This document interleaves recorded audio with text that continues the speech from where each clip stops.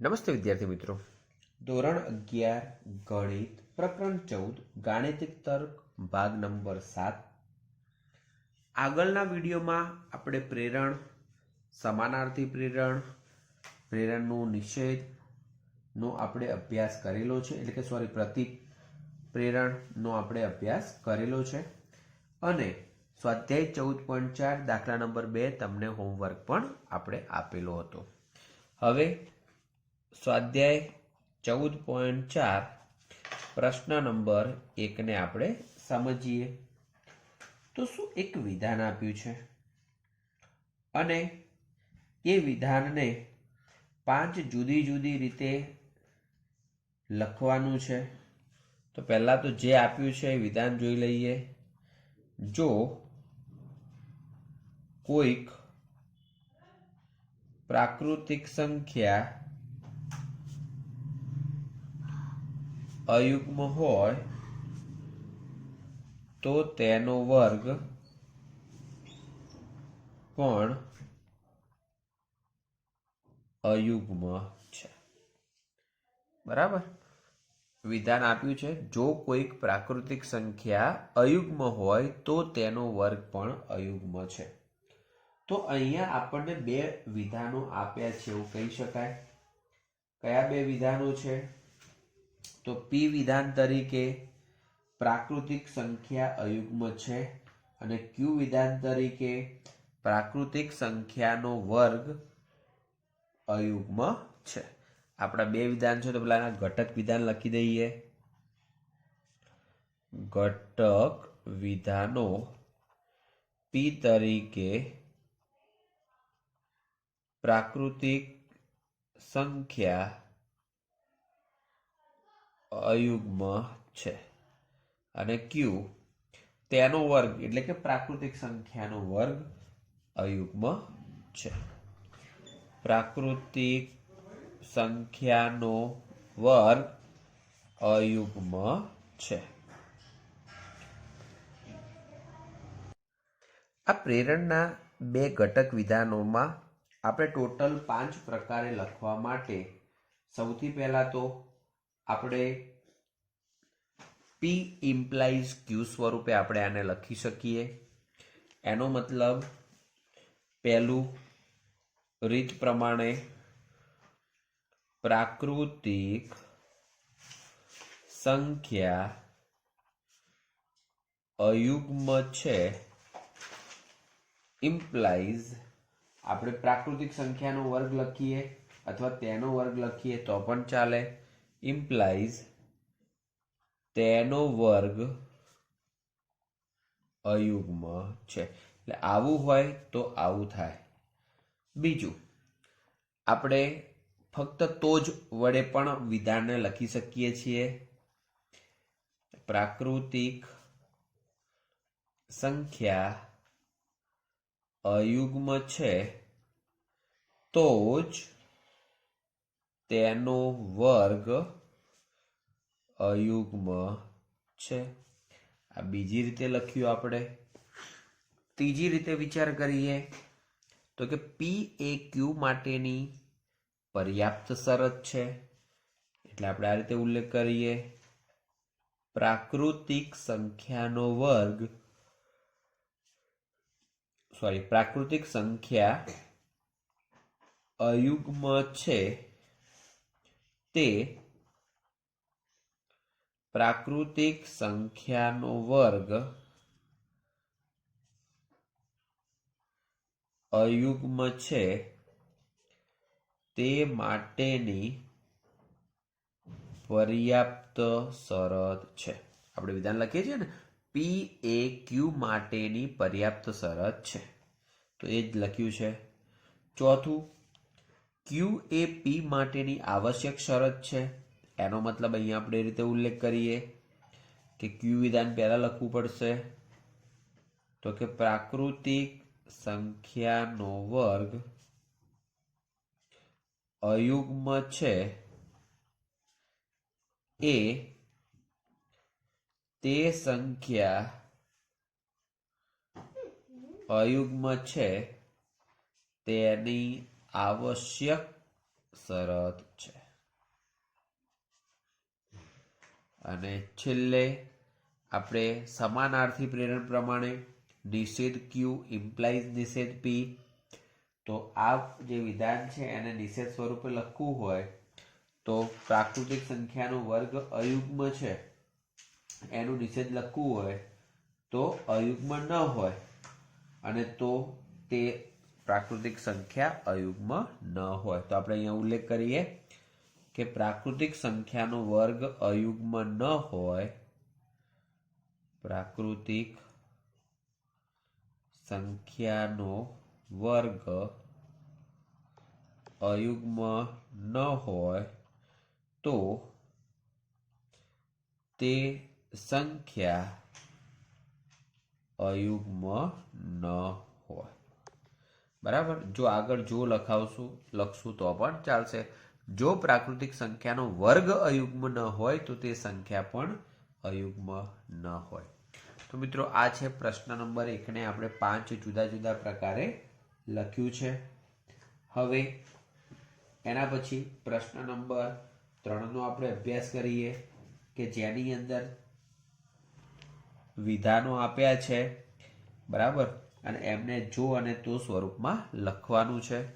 તો આપણે એને જોઈ લઈએ એ રીતે. તો સૌથી પહેલું વિધાન છે તમને નોકરી મળી એ સૂચવે છે કે તમારા પ્રમાણપત્રો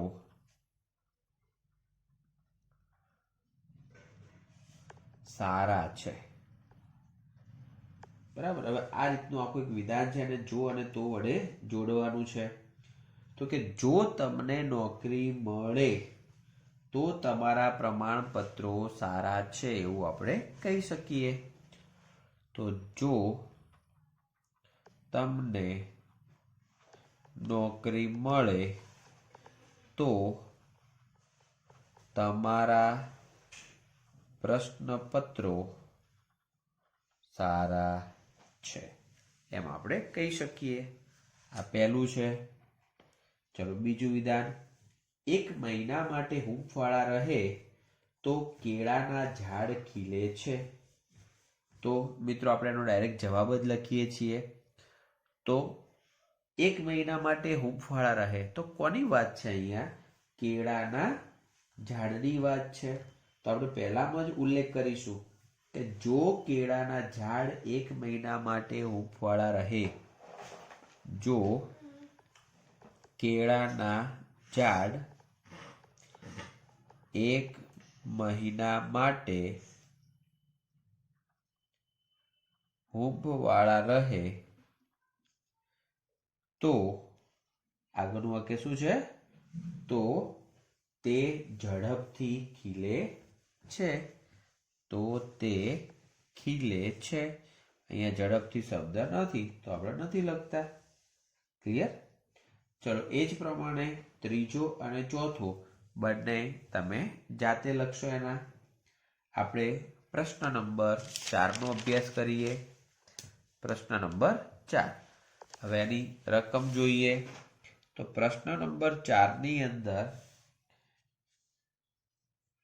જે વિધાનો એકબીજાના સમાનાર્થી પ્રેરણ અને પ્રતીપ હોય તે ઓળખો. તો સૌથી પહેલા એનો ચોથાનો એ છે, એમાં વિધાન આપ્યું છે જો તમે દિલ્હીમાં રહેતા હોય તો તમારી પાસે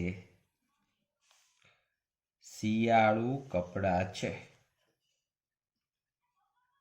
બરાબર. હવે એની અંદર એક પહેલું વિધાન આપ્યું છે જો તમારી પાસે શિયાળુ કપડાં ન હોય, જો તમારી પાસે શિયાળુ કપડાં ન હોય તો તમે દિલ્હીમાં રહેતા નથી. ઓકે. તો આ જે છે એનો આપણે વિચારીએ તો જો તમે અહીંયા જે બીજું વિધાન છે શિયાળુ કપડાં છે, તમારી પાસે શિયાળુ કપડાં છે, તો અહીંયા જુઓ તમારી પાસે શિયાળુ કપડાં ન હોય, મતલબ આ જે ક્યુ વિધાન છે ક્યુનું નિષેધ પહેલા લખ્યું છે, પી વિધાન જે છે એ પીનું નિષેધ પછી લખ્યું છે. એનો મતલબ એમ કહેવાય કે તમને અહીંયા પી ઇમ્પ્લાઇઝ ક્યુ આપ્યું છે અને એ પ્રમાણે અહીંયા શું મળે છે, નિષેધ ક્યુ ઇમ્પ્લાઇઝ નિષેધ પી મળે છે. તો કેવું પ્રેરણ થયું, જે સમાનાર્થી પ્રેરણ છે.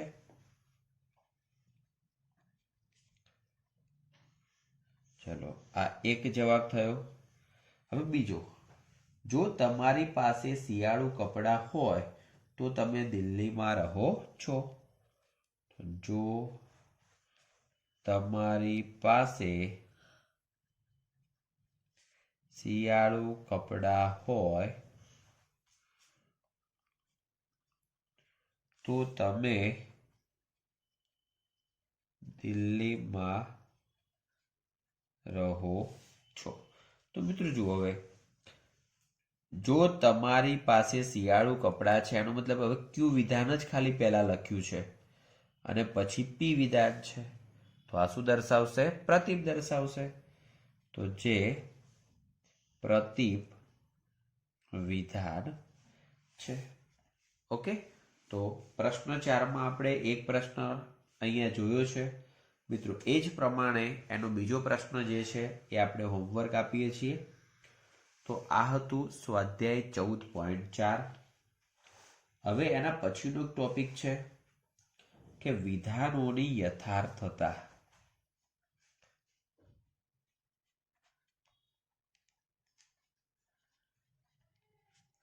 હવે વિધાનોની યથાર્થતા એટલે શું, તો આપણે એ જોઈએ કે કોઈ પણ બે વિધાનો છે તો એ સત્ય ક્યારે થાય, બરાબર છે, એ આપણે અહીંયા જોવાનું છે.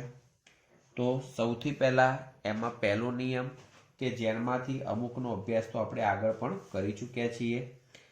તો એમાં નિયમ 1 કે જો પી અને ક્યુ એ ગાણિતિક વિધાનો હોય તો પી અને ક્યુ સત્ય બને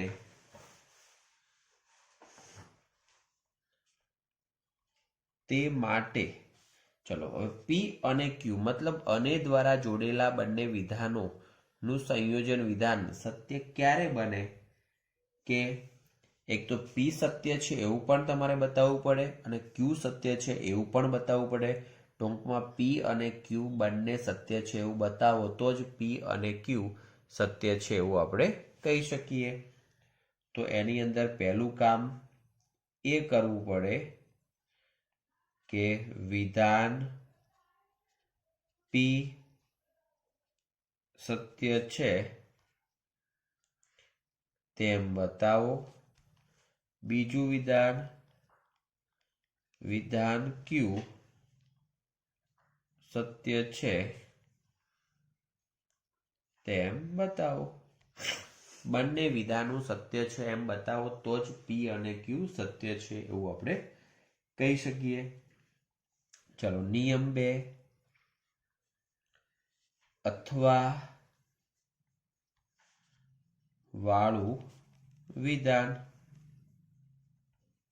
ચલો અથવા વાળું વિધાન એનો મતલબ એવો થયો કે પી અથવા ક્યુ સત્ય ક્યારે બને, આપણે ડાયરેક્ટ ઉલ્લેખ કરી દઈએ, પી અથવા ક્યુ સત્ય ક્યારે બને અથવા બને તે માટે શું હોવું જોઈએ. તો મિત્રો પી મિથ્યા છે એટલે કે પી ખોટું વિધાન હોય, અસત્ય હોય, તો ક્યુ સત્ય છે એવું બતાવવું પડે. આપણે જાણીએ છીએ કે બંનેમાંથી કોઈ એક સત્ય હોય, બંનેમાંથી કોઈ એક સત્ય હોય અથવા બંને સત્ય હોય તો આ જે અથવા વાળું વિધાન છે એ સત્ય થાય છે. તો અહીંયા આપણે એ રીતે વિચારી લઈએ કે પદ 1 જો વિધાન પી મિથ્યા છે તેમ ધારીને ક્યુ સત્ય બતાવો. એટલે બેમાંથી એક થયું. બીજું, જો વિધાન ક્યુ મિથ્યા છે તેમ ધારીને પી સત્ય બતાવો. પી મિથ્યા, ક્યુ સત્ય, ક્યુ મિથ્યા, પી સત્ય. ઓકે. અને ત્રીજા નંબરમાં બંને સત્ય છે એવું ચકાસણી કરો. વિધાન પી અને ક્યુ બંને સત્ય છે તેમ બતાવો. ટોટલ 3 રીતે પી અથવા ક્યુ માટે સત્ય છે એવું આપણે બતાવી શકીએ છીએ. હવે નિયમ 3 એટલે કે જોતો વાળું વિધાન. જો તો વાળું વિધાન, એનો મતલબ કે જોતો ક્યારે સત્ય થાય એ આપણે ઉલ્લેખ કરવો છે. તો આની અંદર આપણે ઉલ્લેખ કરીએ, જો પી તો ક્યુ સત્ય બને તે માટે, ચલો પહેલું કઈ રીતે થઈ શકશે, તો કે વિધાન પી સત્ય છે એવું ધારી લેવાનું, ક્યુ સત્ય છે તેમ બતાવો. એક વસ્તુ આ છે, પી સત્ય છે એવું ધારી લેવાનું છે અને ક્યુ સત્ય છે એવું બતાવવાનું છે. અને બીજી રીતે કહીએ તો આપણે ક્યુ મિથ્યા છે એનો મતલબ કે ક્યુ અસત્ય છે તેમ ધારીને પી મિથ્યા છે એવું બતાવો. ટૂંકમાં પી ઇમ્પ્લાઇઝ ક્યુ હોય તો પી ઉપરથી ક્યુ બતાવો, યા તો નિષેધ ક્યુ ઉપરથી નિષેધ પી બતાવો. બંને વસ્તુ એકની એક જ છે. બરાબર. તો આ વસ્તુ થઈ પ્રત્યક્ષ અને આ થઈ સમાનાર્થી પ્રેરણ. બરાબર. તો આ તો નિયમ 3 અને નિયમ 4. નિયમ 4 શું છે, તો કે તો અને તો જ, તો અને તો જ વાળા વિધાન. તો આનો મતલબ આ સત્ય ક્યારે થશે કે પી સત્ય હોય, ક્યુ સત્ય હોય, અને ક્યુ સત્ય હોય, પી સત્ય હોય તો. બરાબર છે. એટલે કે બંને આપણે સત્ય છે રીતે વિચારીશું તો જ. તો આપણે અહીંયા ઉલ્લેખ કરીએ, જો પી તો અને તો જ ક્યુ સત્ય બને તે માટે પી સત્ય હોય તો ક્યુ સત્ય બને અને ક્યુ સત્ય હોય તો પી સત્ય બને તેમ બતાવવું પડે. ઓકે. આ રીતે આપણે બતાવીએ છીએ તો શું કહી શકાય કે તો અને તો જ વાળું વિધાન કેવું થશે, સત્ય છે એમ કહી શકાય. હવે મિત્રો અહીંયા ઉદાહરણ 13, ઉદાહરણ 14 ને આપ્યા છે. તો એમાં જુદી જુદી રીતોની વાત છે. એક રીતની આપણે વાત કરીએ તો પ્રત્યક્ષ પદ્ધતિ. તો પ્રત્યક્ષ પદ્ધતિનો આપણે મોટા ભાગે ઉપયોગ કરતા હોઈએ છીએ. તો પહેલી રીત છે એક પ્રત્યક્ષ પદ્ધતિ અને બીજી છે સમાનાર્થી પ્રેરણની રીત, એટલે અથવા પ્રેરણની પદ્ધતિ, અને ત્રીજી છે અનિષ્ટાપતિની રીત. મિત્રો આ 3 રીતથી આપણે કોઈ પણ વસ્તુની સાબિતી આપી શકીએ છીએ. તો અહીંયા આપણે ઉલ્લેખ કરીએ સાબિતી માટેની રીતો, પહેલી, બીજી અને ત્રીજી. ખાલી આપણે ફક્ત ને ફક્ત ટેમ્પરરી એટલું સમજવાનું છે, પ્રત્યક્ષ પદ્ધતિ એટલે કે જે પક્ષને આપ્યા છે એમના ઉપયોગથી આપણે સાધ્ય તરફ જવું, તો એ પ્રત્યક્ષ પદ્ધતિ છે. સમાનાર્થી પ્રેરણનો મતલબ શું થાય? તો આપણે P ઇમ્પ્લાઇઝ Q બતાવવું હોય પણ એ છતાં નિષેધ Q ઇમ્પ્લાઇઝ નિષેધ P બતાવીએ તો એ જે રીત છે એ સમાનાર્થી પ્રેરણની પદ્ધતિ છે. અને અનિષ્ટાપતિની રીત, ધારો કે √2 અસમ્ય છે એવું બતાવવું છે તો એમાં આપણે ધારીએ છીએ કે √2 સમ્ય છે. એનો મતલબ કે જે સાબિત કરવું છે એનાથી આપણે ઉલટી ધારણા કરીએ અને આપણે કોઈક પદને ખોટું ઠેરવીએ તો એ પ્રકારની જે રીત છે એને અનિષ્ટાપતિની રીત તરીકે ઓળખીશું. બરાબર? તો આ પ્રમાણે 3 જુદી જુદી રીતો છે અને એ જુદી જુદી રીતોને આધારે જુદા જુદા ઉદાહરણો થઈ શકે છે, પરંતુ આપણે એ ઉદાહરણો અહીંયા જોવાના નથી. ઓકે, તો આ પ્રમાણે એ થઈ શકે. હવે આપણે 14.5 ની અંદર પહેલો, બીજો, ત્રીજો અને ચોથો આપણે જોવાના નથી, પરંતુ પ્રશ્ન નંબર 5નો ખાલી અભ્યાસ કરવાનો છે. તો એને જોઈ લઈએ. વર્તુળની દરેક ત્રિજ્યા એ વર્તુળની જીવા છે. તો મિત્રો ખરેખર ત્રિજ્યા એ જીવા ક્યારેય થઈ શકે નહીં. તો એનો મતલબ કે પહેલું વિધાન એ કેવું થશે? તો એ અસત્ય થશે. ચલો બીજું, વર્તુળનું કેન્દ્ર એ વર્તુળની દરેક જીવાને દુભાગે. દરેક જીવાને નથી દુભાતું, એ ફક્ત ને ફક્ત એના વ્યાસને જ દુભાગે છે. તો એ વિધાન પણ ખોટું. વર્તુળ એ ઉપવલયનું એક ખાસ ઉદાહરણ છે, કારણ કે મિત્રો ઉપવલયના સમીકરણમાં a=b મૂકો છો તમે તો એ વર્તુળનું સમીકરણ થાય છે, માટે વિધાન સત્ય છે. x અને y પૂર્ણાંકો હોય તો x ગ્રેટર દેન y તો -x લેસ દેન y થશે. તો આ જે વિધાન છે એ પણ શું થશે? તો કે સત્ય થવાનું છે. બરાબર છે? તો એ પણ સત્ય તરીકે આપણે વિચારીશું. અને છેલ્લે √11 એ સમ્ય સંખ્યા છે.